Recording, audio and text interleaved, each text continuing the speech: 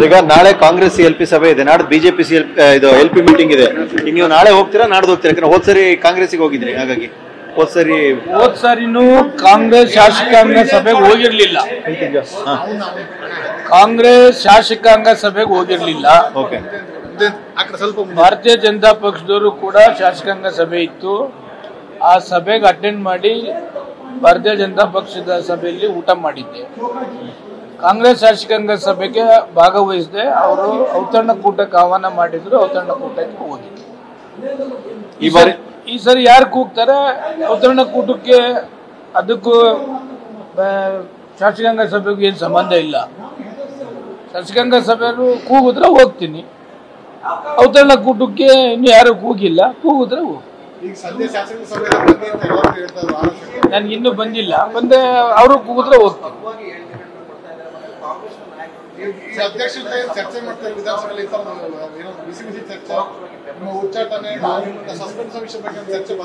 ಅಧ್ಯಕ್ಷತ್ರ ನಾನು ಏನು ಚರ್ಚೆ ಮಾಡಲಿಲ್ಲ. ಅಧ್ಯಕ್ಷರಿಗೆ ಹೇಳ್ತಾ ಇದ್ದೆ, ಯಾರು ನಿಮ್ ಮುಂದೆ ಮಾತನಾಡ್ತಾರೆ, ಹಿಂದೆ ಹೈಕಮಾಂಡ್ ಲೆಟರ್ ಬರೀತಾರೆ, ಪ್ರಶ್ನವ್ರಿಗೆ ಹೋಗಿ ಒಂದು ಹೇಳ್ತಾರೆ. ಪಕ್ಷದ ಹುದ್ದೆ ಎಲ್ಲವನ್ನ MLA, MLC, MP, ಚೇರ್ಮನ್ನು, ಮುಖ್ಯಮಂತ್ರಿ, ಸೆಂಟ್ರಲ್ ಮಿನಿಸ್ಟರ್ಸು ಎಲ್ಲ ಅನುಭವ ಮಾಡಿಕೊಂಡಂಥವ್ರು ಕೂಡ ಅವರ ಪಕ್ಷ ವಿರೋಧ ಚಟುವಟಿಕೆ ಆಗೋದಲ್ಲ, ಅದನ್ನ ಫಸ್ಟ್ ನಿಯಂತ್ರಣ ಮಾಡಿ ಅಂತ ಹೇಳಿದೆ. ತಪ್ಪೇನಿದೆ? ಸುಮ್ಮನೆ ಫೋಕಸ್ ಶೋ ಕೊಡ್ತಾರೆ.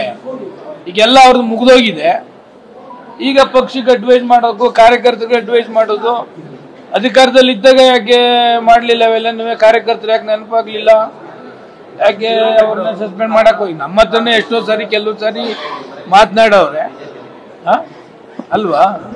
ಹಂಗೆ ಫಸ್ಟ್ ಅಂತವ್ರಿಗೆ ನೀವು ಕ್ರಮ ತೆಗೆದುಕೊಳ್ಳಿ. ಆಮೇಲೆ ನಮ್ಮಂತರ ಇಲ್ಲಪ್ಪ, ನಮ್ಮನ್ನು ಬೆದರಿಸೋದೇನೆ. ನಾವು ಗುಬ್ಬಿ ಮೇಲೆ ಬ್ರಹ್ಮಾಸ್ತ್ರ ಬಿಡಕ್ ಹೋಗ್ಬೇಡಿ ಅಂತ ಹೇಳಿದೆ. ಗುಬ್ಬಿ ಮೇಲೆ ಬ್ರಹ್ಮಾಸ್ತ್ರ ಬಿಡಕ್ ಹೋಗ್ಬೇಡಿ. ದೊಡ್ಡವರು ಮುಖ್ಯಮಂತ್ರಿಗಳಾಗಿ ಪದವಿ ಯಾರು ಅನುಭವಿಸಿ ಅವರು ಎಲ್ಲನೂ ಡ್ಯಾಮೇಜ್ ಮಾಡ್ತಿದಾರಲ್ಲ, ಅವ್ರನ್ನ ಕಂಟ್ರೋಲ್ ಮಾಡಿದ್ರೆ ಎಲ್ಲ ಸೆಟ್ರೇಟ್ ಆಗುತ್ತೆ.